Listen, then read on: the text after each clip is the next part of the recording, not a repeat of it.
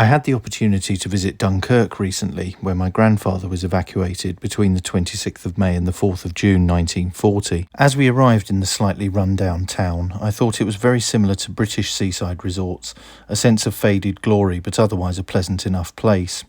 At this point I hadn't seen the beach, that has always been known in Britain but has gained further fame thanks to Christopher Nolan's 2017 film Dunkirk.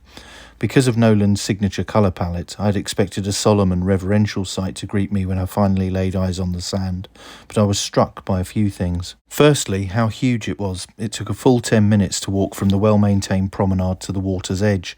Secondly, I couldn't help thinking how lovely it was. I think this realisation made the knowledge of what happened here all the more poignant. It's as if it never happened. This is undoubtedly a good thing, since it shows that the scars of war can and do heal given enough time.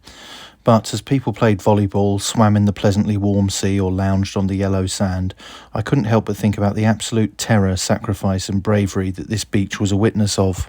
I've not heard much about my grandfather's experience, aside from how he was unable to swim but had to wade out into shoulder-deep water to wait to be rescued and taken across the Channel to England. That is a fairly perfunctory way to describe what must have been absolute terror, confusion and carnage. Another story I heard, albeit second-hand, was that he saw one of his comrades killed horribly.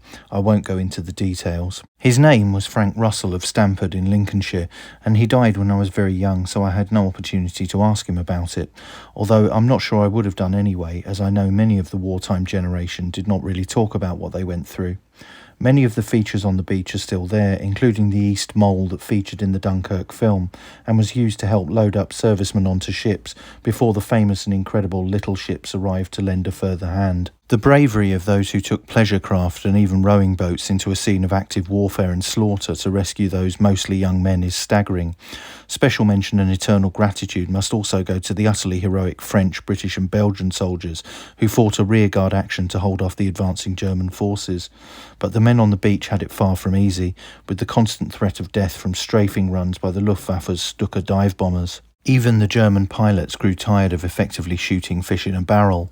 The Luftwaffe's Captain Paul Tem was quoted as saying the raids were just unadulterated killing. The beaches were jammed full of soldiers. I went up and down hose-piping. It was cold-blooded, point-blank murder. The bombardment would have been far worse but for sustained and determined action by RAF fighters, which were largely out over the Channel and unseen by the stricken soldiers awaiting rescue. The decision not to engage more British Spitfires and Hurricanes in the rescue mission proved to be a wise one, however, as these planes were still available for the crucial Battle of Britain later in the year. The demoralised soldiers had been chased across Europe, suffering defeat after defeat as the full scale of hyper-modern mechanised warfare and blitzkrieg tactics were unleashed on them, cutting a scythe through Belgium and France.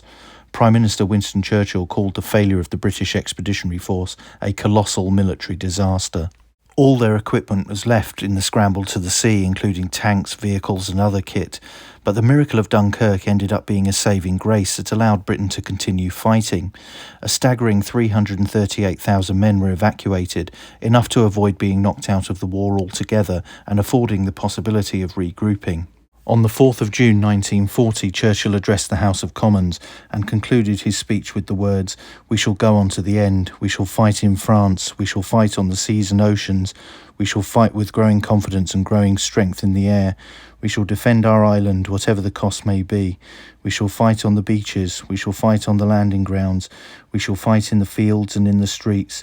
We shall fight in the hills. We shall never surrender, and even if, which I do not for a moment believe, this island or a large part of it was subjugated and starving, then our empire beyond the seas, armed and guarded by the British fleet, would carry on the struggle until, in God's good time, the new world, with all its power and might, steps forth to the rescue and liberation of the old." Unfortunately, my visit was not a long one, but it is one that will live with me forever.